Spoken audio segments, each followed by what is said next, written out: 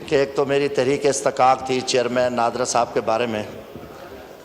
जनाब से भी मेरी रिक्वेस्ट है, आज माशाल्लाह एक अच्छी रिवायत है और आप मेम्बरान का हुकूमत हो या पोजीशन हो उनका आप नोटिस ले रहे हैं और हमें ये उम्मीद है कि जो हमारी अफसर शही है, जो गालिबन नौकर शही है, उनको किसी का एहसास हो और अवामी नुमाइंदा अगर फ़ोन करता है, अपोजिशन हमारी असम्बली में है, बाहर हमारी कोई अपोजिशन नहीं है, तो मेरी ये रिक्वेस्ट है कि चेयरमैन नादरा के ख़िलाफ़ और बल्कि मिनिस्टर साहब बैठे हैं, उनको ठीक है हमारे लिए मोहतरम है, वो लेफ्टिनेंट जनरल हैं, हम एहतराम करते हैं, मगर यहाँ बतौर चेयरमैन नादरा मैं एक अवामी नुमाइंदा हूँ और मेरे ऊपर ज़िम्मेदारी है कि मैं उससे बात कर सकता हूँ और मैं अपने मसले पे, मगर बदकिस्मती ना वो फ़ोन सुनते हैं ना वो फ़ोन का जवाब देना चाहते हैं। इस हवाले से कम अज़ कम ब्यूरोक्रेसी को ये ज़रूर पाबंद करें कि हमारे जो जायज़ मामलात हैं हमें रिस्पेक्ट दें, वरना फिर हमारा यही फोरम है। मेरी जनाब से तवज्जो की भी दरख्वास्त है कि अगर मेहरबानी करके थोड़ी सी जनाब तवज्जो। स्पीकर साहब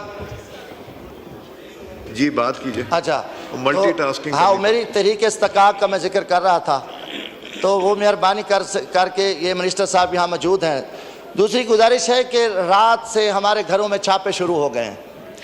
पहली तो चीज़ है कि हमारा एहतजाज, पुरअमन एहतजाज हमें आइन और कानून इजाज़त देता है। अगर पुरअमन एहतजाज हो रहा है, हम यहाँ नहीं हैं, मेरे घर पे भी पुलिस गई है, वज़ीर दाखिला साहब से पूछते हैं कि कितने हमें और मारोगे, अभी आप थके नहीं हैं? अगर आप थके नहीं हैं तो बताओ, या तो हमें उठा के इस मुल्क से निकाल दो, या हम एक पुरअमन शहरी हैं, एक MNA भी हूँ, हमारे भाइयों भतीजों को चारों तरफ पुलिस खड़ी हुई। और दूसरा दिन है जनाब स्पीकर, और ये आप इस पर रिपोर्ट भी मंगवा सकते हैं, या कहीं कोई रोड ब्लॉक है, कोई एहतजाज है, कोई मसला, कोई अमन के मसला है, तो हम सजा भुगतने को तैयार हैं। मगर ये तरीका खुदा के वास्ते, अब ये मामला पाकिस्तान डंडे के ज़ोर पे नहीं चल सकता। जनाब स्पीकर, ये मुल्क को हम डंडास्तान नहीं बनाना चाहते, बहुत कुछ हो गया है, बहुत कुछ हो गया है। अब मज़ीद अगर किसी के जहन में, अगर किसी जनरल साहब की सोच है कि हम इसको डंडे पे चलाएंगे, किसी सियासतदान की सोच है, तो ये मुल्क अब डंडे पे नहीं चल सकता। हम मरने को तैयार हैं। हमारी इज्जतों पे जनाब स्पीकर हमले हुए, मैं आप हमारे लिए मोहतरम है, हमारे घरों पे हमले हुए, हमारे बीवी बच्चों के साथ एक शर्मनाक खेल खेला गया। और जो पिछला इलेक्शन जो कुछ हम गुजार किया है, और मोहसिन नकवी साहब वज़ीर आला पंजाब थे, इनकी सरपरस्ती में जो सारा जुल्म हुआ, अभी ये वज़ीर दाखिला है, तो हम इनसे ज़रूर पूछेंगे कि आप एक मिस पे बैठे हो, ये IG पुलिस जो है ये क्या कर रहा है? चोरियाँ, जनाब स्पीकर मैं एक मिनट सिर्फ, जो डकैतियाँ, चोरियाँ, लॉ एंड ऑर्डर की सूरत इंतहाई शर्मनाक है। ईमान से कह रहा हूँ, थाने बिके हुए हैं। मेरे अपने, मुझे एक अफीसर ने बताया कि 20 लाख रुपया अच्छे थाने का रेट है, DPO लेता है, दरमियाने का 15 लाख और 10 लाख रुपया जो छोटा थाना है, ये रेट लगे हुए हैं। पंजाब का इशू है, इंटीरियर मिनिस्टर साहब से बात करें कम से कम, क्योंकि सर IG से तो ये पूछ सकते हैं ना स्पीकर साहब, अगर हमारा कोई इस्तकाक मसला बनता है।